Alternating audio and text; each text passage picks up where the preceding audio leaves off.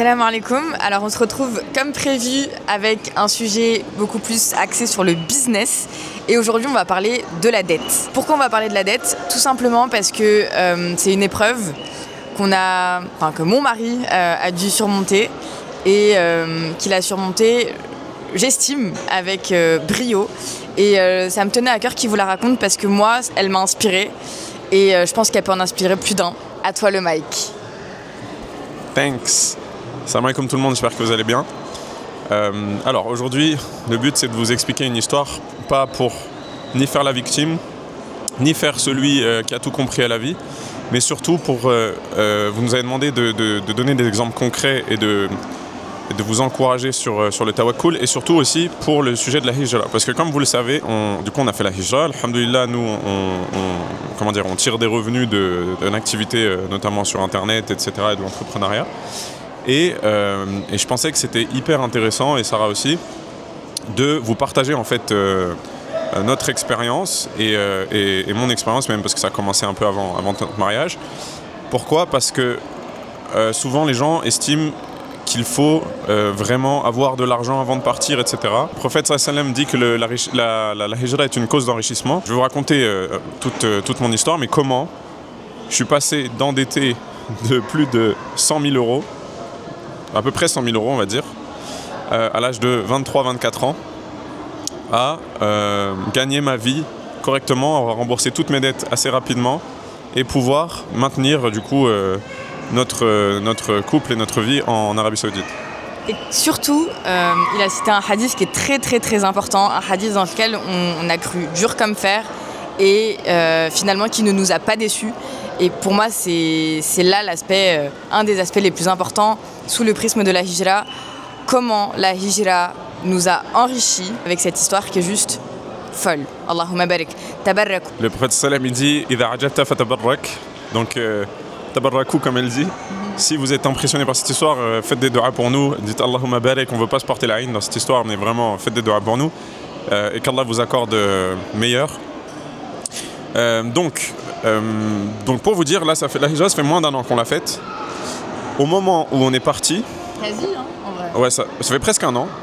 On est parti d'abord à Istanbul et ensuite là on est en Arabie Saoudite depuis quelques mois. Au moment où on est parti, j'avais encore près de 80 000 euros de dette. J'avais remboursé une partie, mais pas la totalité. Il me restait encore 80 000 euros de dette. Et donc on est parti avec 80 000 euros de dette et presque pas un sou en poche. Donc ça, on a déjà parlé des premières semaines qu'on a vécu à Istanbul dans un autre podcast, et comment ça s'est fait vraiment avec le tawfiq d'Allah, de manière in extremis. On a eu les moyens d'avoir un appartement dernière minute, etc. Alhamdulillah, toutes les épreuves du début, ça on en a déjà parlé, donc je vous invite à voir les autres podcasts.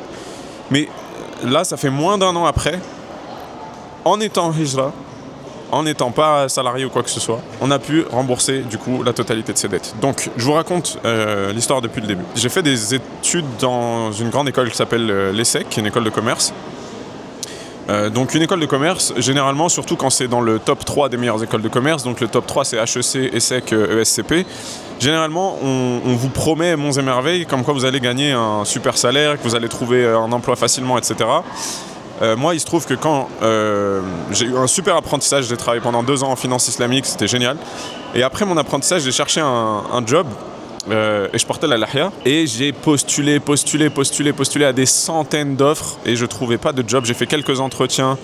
La lahia, ça paraissait assez rédhibitoire. Et moi, je voulais pas me compromettre. Et donc, c'était extrêmement dur. Donc, j'ai pas réussi à trouver de travail. Et je me suis marié une première fois, en fait, juste après mes études. Donc, j'avais 22 ans. J'étais jeune, j'avais pas un sou. J'avais lancé ma première boîte.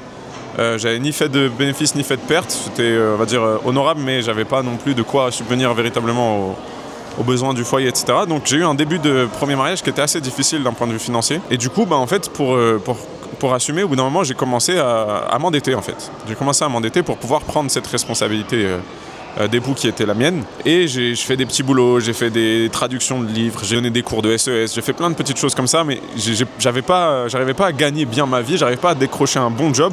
Pourtant, j'avais un super diplôme d'une grande école, élitiste, j'avais des amis qui gagnaient super bien leur vie, qui bossaient en finance, etc. Ça m'a poussé à devenir entrepreneur. Pas parce que je le voulais au début, mais parce que j'avais pas le choix.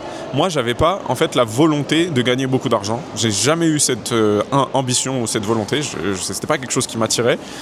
À l'époque, je me rappelle, juste après avoir fini l'ESSEC, je voulais étudier à l'université de Médine et j'avais postulé à l'université de Médine, j'avais été accepté à l'université de Médine, mais à cause de ces difficultés financières et de ces épreuves, je n'y suis pas allé. Je pense que c'était une erreur avec le recul. Et moi, j'avais l'intention en fait d'étudier les sciences islamiques. Pourquoi ? Parce que je me suis dit, il n'y a pas de chose plus rentable que faire la da'wa. Parce que quand on appelle quelqu'un à faire un bien, on prend la même récompense que lui. Donc autant que j'enseigne à plein de gens, et à chaque fois qu'ils vont faire des bonnes actions, je vais avoir la même récompense multipliée par je ne sais combien de personnes à qui j'enseignais. Alhamdulillah, Allah il a remplacé par meilleur parce que j'ai eu l'occasion de lancer une association de da'wa dans les universités, etc., dans les grandes écoles et tout ça. Et du coup, on a eu des centaines d'étudiants qui ont appris la religion, ou du moins qui ont fait des conférences, qui ont appris des moutounes, qui ont appris pas mal de choses. Grâce à cette association, donc en final, sans même étudier à Médine, etc., j'ai eu la chance d'être une cause. Allah m'a donné la chance d'être une cause dans la da'wa en France, alhamdulillah. Et du coup, j'ai commencé un petit peu à me lancer dans l'entrepreneuriat. Donc j'ai eu des premiers projets où j'ai été impliqué dans des petites entreprises en tant que salarié, où ça a plutôt bien marché, mais j'étais pas entrepreneur moi-même, donc j'ai fait quelques missions comme ça. Et j'ai lancé ma première société sur une opportunité un peu comme ça. C'était une société où on exportait de la viande d'Espagne, donc j'envoyais des camions de bœuf ou de moutons vers la France, l'Allemagne, la Belgique, etc. Et du coup, en fait, j'ai eu quelques transactions qui ont bien marché, donc alhamdulillah, mais je me suis fait voler l'équivalent de 80 000 € qui avait été investi dans ma société par des proches. Donc en fait, des proches ont investi dans ma société pour que je puisse faire du commerce. Et un entrepreneur, on va dire un escroc, j'avais acheté à peu près 50 bœufs, c'est ça, 50 bœufs en Espagne, et lui, il les a vendus à quelqu'un d'autre. C'est-à-dire qu'il a vendu ce qui n'était pas à lui, il a vendu ce qui était à moi. J'avais 50 bœufs à moi, à mon entreprise, et lui, il les a revendus à quelqu'un d'autre, et il m'a dit, oui, t'inquiète, je vais te rendre l'argent, etc., etc., et jamais il m'a rendu l'argent. Ce qui fait que je me suis retrouvé envers mes investisseurs à leur devoir 80 000 €. À 24. Ah ouais, j'avais 24 ans, voilà. Et donc, à ce moment-là, la question qui se pose, c'est d'un point de vue charia, est-ce que je dois les rembourser ? Est-ce que c'est un devoir ? Ou est-ce que bah voilà, je me suis fait voler, je ne pouvais pas maîtriser, donc ça fait partie des risques, etc., investissement, pertes et profits, tout ça. Donc je me suis renseigné, j'ai demandé à un shir qui m'a dit, dans ce cadre de contrat, ça s'appelait une modaraba. Dans ce contrat de modaraba, si tu as commis une faute grave, alors tu dois obligatoirement rembourser. Si tu n'as pas commis une faute grave et que tu as fait comme n'importe qui dans l'industrie aurait fait, alors à ce moment-là, tu n'es pas obligé de rembourser. Et je me suis renseigné auprès de collègues, on va dire, dans l'industrie. Je leur ai dit, voilà, toi, comment tu aurais fait dans telle situation ? Et ils m'ont dit, ouais, moi, j'aurais fait telle manière, j'aurais été sur place, etc. Ils m'ont donné des détails qui, moi, si je suis de bonne foi, je me suis dit, bon, j'ai fait une faute grave, j'ai pas été là à tel moment, donc il faut que j'assume, je dois rembourser. Et je me rappelle, j'étais dans cette réunion avec mes investisseurs, et je leur ai dit, c'était des proches, hein, c'était que des gens très proches, voilà, famille, amis, etc. 4 personnes qui m'ont fait vraiment confiance, qui ont investi des gros montants à la Mubarak, qu'elle a les récompenses. Et en fait, à ce moment-là, je me suis dit, La yukallifullahu nafsan illa wus'aha. Allah n'éprouve pas quelqu'un au-delà de sa capacité. Si Allah, il a décidé dans sa charia que dans cette situation, c'est un devoir pour moi de rembourser, alors c'est qu'Allah, il veut que je vive cette épreuve. Allah, il veut me tester mon iman par rapport à l'argent. Et Allah, il veut tester mon tawakkul aussi par rapport au fait que je vais être en capacité de rembourser. Et j'étais certain à ce moment-là, bil iman, bil tawakkul, bil yaqin, que si Allah me mettait dans cette épreuve, alors Allah m'aiderait à en sortir. D'accord ? Ma yattaqillahi yaj'al lahu makhraja wa yarzuquhu min haythu la yahtasib. Celui qui craint Allah, Allah lui donne une issue d'un endroit où il ne s'attend pas. Et donc, avec cette certitude-là, les yeux dans les yeux, mes 4 investisseurs, je leur ai dit, ok, je vais vous rembourser. Et ça m'a fait des frissons. En fait, je me suis senti proche d'Allah à ce moment-là parce que J'avais cette certitude, ça m'a fait... En fait, ça fait peur. Vous dites, embrassé l'épreuve. j'ai embrassé l'épreuve, mais avec un saut de la foi, pas possible. Parce que 24 ans, 80 000 euros, j'avais jamais gagné 80 000 euros de ma vie. Responsable d'une femme. J'étais responsable d'une femme, j'étais marié, etc. J'avais jamais gagné 80 000 euros de ma vie. Je pense même tout additionné à cette époque-là, parce que j'avais été diplômé quelques années plus tôt, à peine un an ou deux plus tôt. J'avais jamais en cumulé dans toute ma vie gagné 80 000 euros. Et je me suis dit, il faut que je rembourse 80 000 euros. Et t'avais fait des plans sur 20 ans. Ouais. voilà, moi je me suis dit, bon, si je suis salarié, que je mets un peu de côté, tous les mois je fais des mensualités, je vais mettre 10 ans, 15 ans à rembourser. C'est hyper long, genre toute ma vie, pendant 15 ans, je vais être esclave de cette dette, etc. Je me suis dit, non, c'est pas une option impossible. Et puis surtout, ça mettait un peu mes investisseurs dans la difficulté. Ils avaient d'autres projets, etc. Ça fait quand même des grosses sommes. Eux, ils pouvaient pas attendre 10 ans, 15 ans. C'est presque la même chose que pas être remboursé, en fait, à ce stade. Surtout si c'est des petits montants, ça change pas leur vie, quoi. Et donc, je me suis dit, ok, il y a une seule option. Comment est-ce que je fais pour gagner 80 000 euros? Et puis, il y avait d'autres dettes aussi par ailleurs avec je vous ai dit, les loyers avant. Donc, comment je fais pour rembourser 100 000 euros rapidement, en 2 ans, 3 ans? Eh ben, je fais mes calculs, je me dis, le seul moyen, c'est que je casse tout dans l'entrepreneuriat. Je devienne tellement fort et que j'utilise des leviers, etc. pour faire croître ma boîte. En fait, j'ai pas le choix. Il faut que je casse tout dans l'entrepreneuriat. Et encore une fois, je répète, au début, je ne voulais pas gagner beaucoup d'argent. Je m'en fichais totalement. C'était pas du tout mon objectif. J'ai pas eu le choix. En fait, je me suis retrouvé dans cette situation parce qu'Allah, il a voulu que je sois dans cette situation. Et alhamdoulilah, aujourd'hui, je suis à Médine. Et c'est ce que je voulais il y a 10 ans. Alhamdoulilah. Alhamdoulilah. Et donc, avec une bête de meuf. avec une autre épouse, alhamdoulilah. Et donc, en fait, ce qui est très drôle, c'est qu'en fait, j'ai lancé un business. Enfin, j'ai lancé plusieurs activités, j'ai testé plusieurs choses, etc. J'ai fait beaucoup de services, d'accompagnement, de freelance, etc. Dans le monde des startups, dans un domaine qui s'appelle le growth hacking. Si certains connaissent, c'est un peu niche, mais peut-être que vous connaîtriez certains d'entre vous. Et en fait, je me rappelle un jour, il y a un ami qui est entrepreneur, avec qui j'avais beaucoup parlé de growth hacking pour essayer de faire croître leur boîte, etc. Et je leur dis, j'ai un petit projet que j'ai lancé on the side et tout. Et puis, il me dit, mais Simon, si t'es si fort en growth hacking, pourquoi tu le fais pas toi-même? Et moi, je fais, ok, vas-y, c'est parti. Un mois après, j'ai fait un chiffre d'affaires en un mois à 6 chiffres. Allah mabarak. Et je reviens, je lui fais, bah voilà, tu m'as dit, est-ce que fais-le toi-même? Et je l'ai fait. Et donc j'étais super content, alhamdoulilah. Et donc là, j'ai pu rembourser une partie de la dette, puis subvenir aux besoins de ma famille, etc. Et 1 an plus tard, du coup, cette même entreprise, on l'a fait croître, alhamdoulilah. Là, c'était après la hijra, pour le coup, là, c'était récemment. Et on a eu encore une augmentation du rendement, etc. Et on a pu, du coup, rembourser la totalité des dettes restantes d'un seul coup. Donc, ce qui fait qu'en pratique, il ne reste plus grand-chose. Donc, on n'est pas riche pour autant. Alhamdoulilah, on a ce qu'il fait, on a l'afiyah, tu vois. Mais Allah, il m'a donné tawfiq. Allah, il m'a permis, en quelques années à peine, de rembourser la totalité du coup des dettes. Et mes investisseurs, ils étaient extrêmement contents. Ils m'ont tous remercié, ils m'ont félicité même. Ils m'ont dit félicitations, franchement. Enfin, ils étaient agréablement surpris. Ils étaient impressionnés par les efforts aussi que j'ai fait. Moi, je les remercie encore une fois parce que vraiment, eux, ils ont été patients. Il y a eu des moments de doute où ils se sont dit mais comment il va faire? Est-ce que ça va prendre combien de temps? Moi, j'ai besoin. Je me rappelle, il y a un ami, il avait un besoin aussi parce que il y a quelqu'un dans sa famille qui a des problèmes de santé. Il avait besoin de l'aider financièrement, tout ça. Et donc on avait prévu de rembourser une partie du montant là cette année et au final, alhamdoulilah, ala kulli hal, alhamdoulilah, on a pu rembourser la totalité. Un détail super important, c'est que du coup lui il avait contracté cette dette là avant qu'on se marie, vous l'avez compris, et lors de la muqabala, détail très important qu'il a oublié, je sais pas comment tu as pu zapper ça.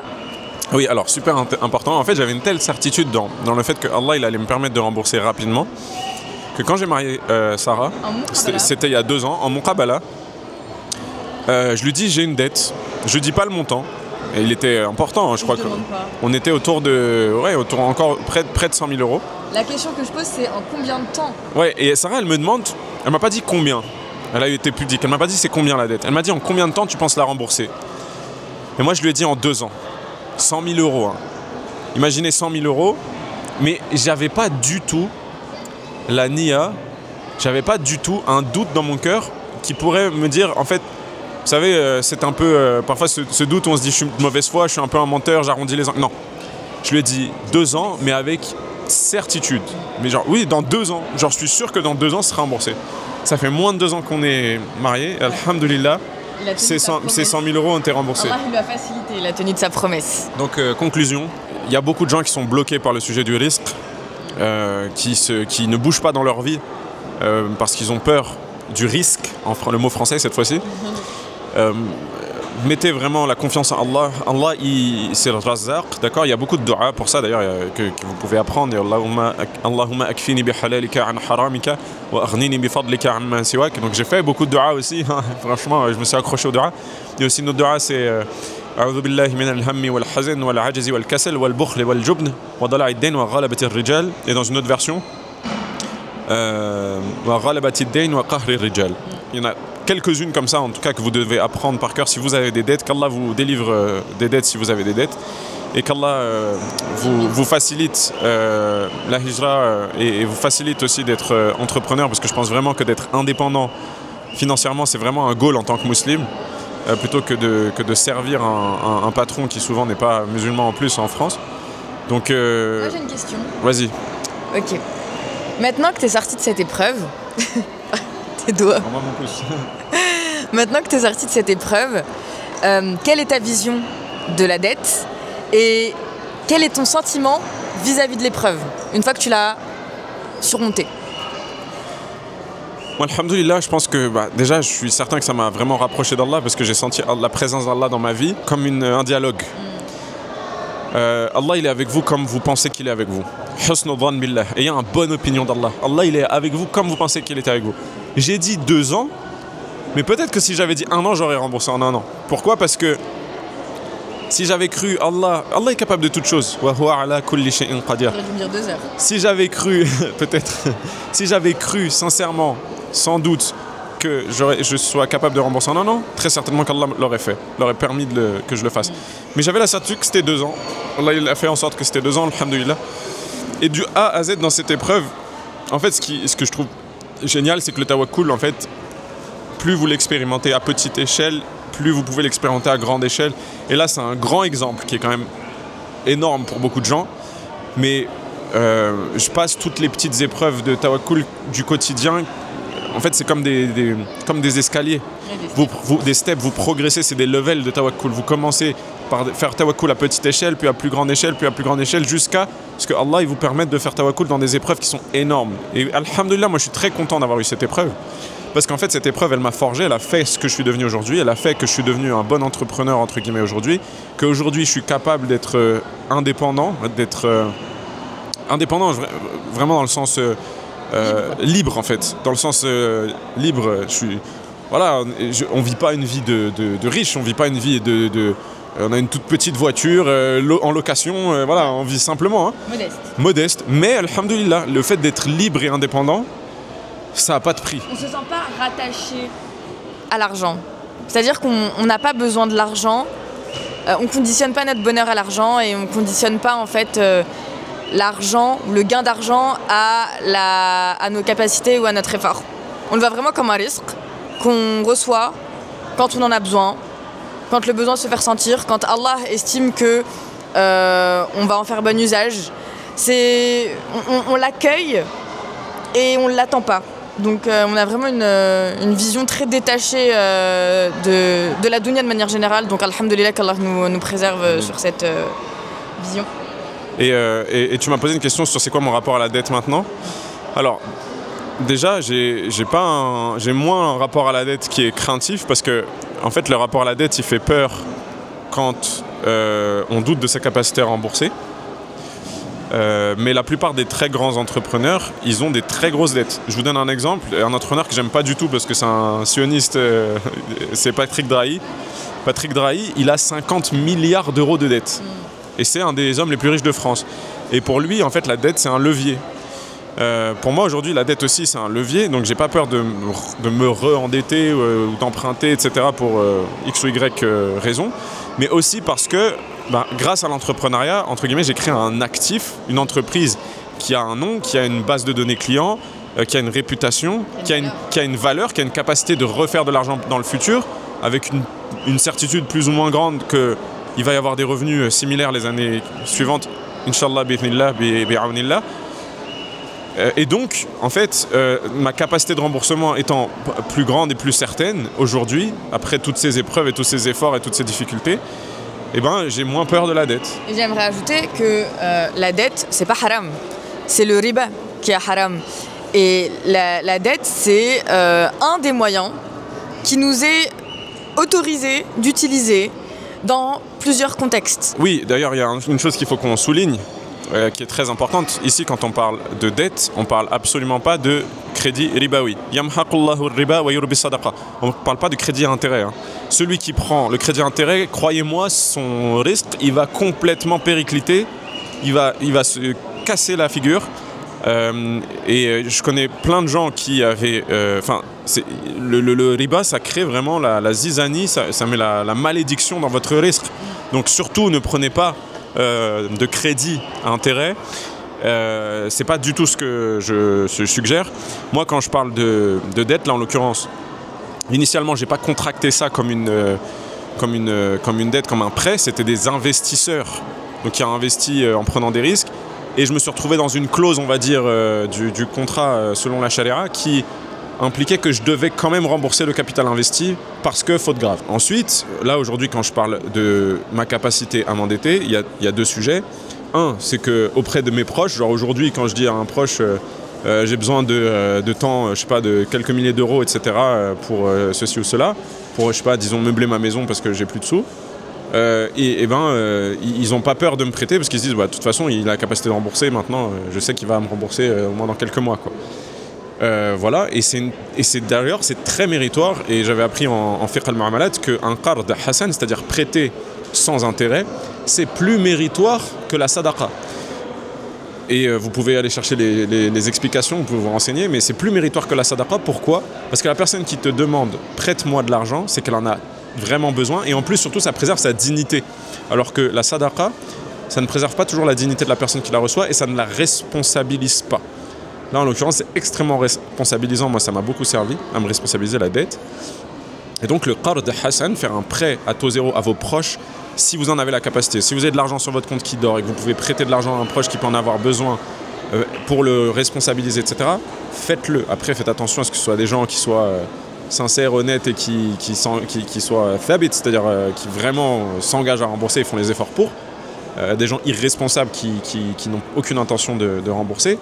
Ça s'appelle du vol. Prendre une dette en ayant l'intention de ne pas la rembourser, c'est considéré comme du vol. Voilà. Et aussi, du coup, aujourd'hui, il y a la capacité d'utiliser du capital comme levier. C'est-à-dire, c'est pas seulement la dette, ça peut être aussi justement de vendre des parts de son entreprise. Vendre des parts de son entreprise, ça veut dire quoi ? Ça veut dire que je vais chercher un investisseur, par exemple, pour investir 10 000 euros. Et ben, je vais lui dire, ok, je t'échange tant de parts dans mon entreprise, donc il y aura des futurs revenus dans mon entreprise qui te seront assignés proportionnellement à tes parts dans l'entreprise, parce que tu as investi 10 000 euros qui m'a permis de développer mon activité, d'acheter des stocks ou ceci ou cela. Et donc ça aussi, ça a énormément de valeur, c'est hyper intéressant. Vous n'avez même pas besoin de passer par les banques ou pas par... De toute façon, passez pas par les banques. En Occident, c'est haram, hein, c'est pas des banques islamiques ou quoi que ce soit. Et voilà, et ça vous permet de faire plein de choses intéressantes. Je voulais revenir sur la notion de responsabilité. Je l'ai expérimenté également, c'est-à-dire que quand j'ai vu la facilité avec laquelle il a pu se responsabiliser face à la dette et la rapidité avec laquelle il a pu tout rembourser, ça m'a donné espoir, ça m'a donné envie de faire pareil, ça m'a inspiré. Et ça m'a complètement changé en fait ma vision de la dette. J'étais quelqu'un qui n'avait jamais été endetté de sa vie. J'avais peur des dettes et j'ai dû en contracter une seule dans ma vie qui m'a complètement...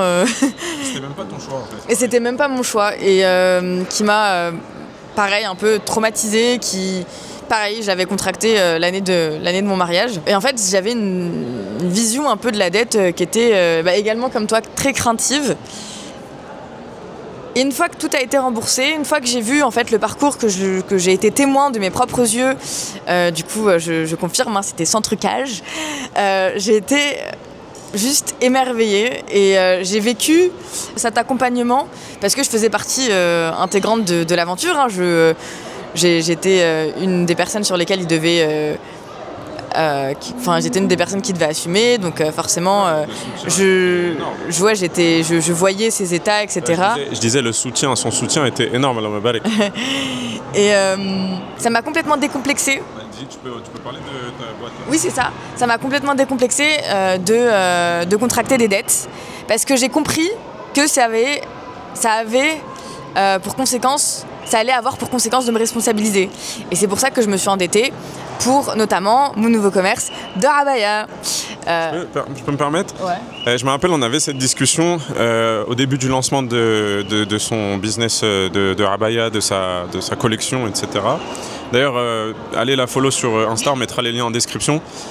Parce que du coup là, Sarah est en train de créer sa capsule de Abaya. Il y a 5 modèles qui vont sortir très bientôt. Très bientôt. Très bientôt. Très bientôt. Keep posted, following her on Instagram pour voir quand ça va sortir. Mais donc, on avait cette discussion, elle me disait Simon, est-ce que tu peux investir un peu d'argent dans ce business-là pour qu'on puisse produire les premiers modèles, qu'on puisse acheter les tissus, qu'on puisse payer les travailleurs, l'usine, etc. Et moi, j'avais trop envie. En fait, ce projet, il me tient à cœur aussi. J'aime beaucoup travailler avec elle sur ça. On va presque tout le temps ensemble. Il y a une fois, je crois, tu es allé sans moi à l'usine. Mais sinon, on est tout le temps ensemble. J'aime beaucoup ce projet. Il me passionne autant qu'elle. Et elle me passionne aussi, alhamdoulilah. Et du coup, mais je me suis dit, non, en fait, si moi j'investis, elle va être totalement déresponsabilisée. Elle va pas sentir le risque sur elle. Et je me suis dit, en fait, Sarah, je pense que le mieux, c'est que tu t'endettes auprès de moi ou auprès de quelqu'un pour que tu sentes véritablement la responsabilité, le poids sur tes épaules de purée. Il faut que je me mette la pression pour vendre ce truc, parce que si j'arrive pas à le vendre, eh ben, j'aurai des dettes, de l'argent à rembourser. Il faut que je trouve les sous pour rembourser. Donc c'est vraiment cette idée de se mettre en difficulté, sortir de sa zone de confort, c'est extrêmement responsabilisant. Et je pense qu'aujourd'hui, elle se donne autant à fond aussi parce qu'elle se sent extrêmement responsabilisée, elle prend des risques en son nom. J'ai la pression, achetez. Elle a une vraie pression et je pense que c'est une très bonne pression parce que c'est pas un jeu. C'est pas un jeu, c'est pas un petit délire qu'elle fait à côté comme ça. Non, elle s'implique véritablement. Et c'est parce que tu prends des risques en ton nom que tu mérites, on va dire, des revenus en ton nom et que tu mérites en fait d'avoir du capital dans une entreprise et de plus juste vivre une vie de salarié, mais vivre une vie d'entrepreneur qui est libre et indépendant. Et je pense qu'on fera aussi pas mal d'autres podcasts, Inch'Allah, sur l'entrepreneuriat où on vous donnera peut-être des conseils concrets, actionnables sur les domaines, nous, qu'on connaît, hein, parce qu'on n'est pas des gourous de l'entrepreneuriat au sens général. Mais je pense dans le domaine qu'on connaît, un peu le e-commerce, etc., on a pas mal de choses qu'on peut vous conseiller si vous voulez vous lancer. En tout cas, laissez des commentaires si vous voulez qu'on en parle un peu plus. En tout cas, ça nous ferait plaisir de vous en encourager et de vous aider à vous lancer. Et voilà, moi j'ai fait le tour. Moi aussi. Et bah, salam alaikum, à la prochaine, Inch'Allah. Salam alaikum.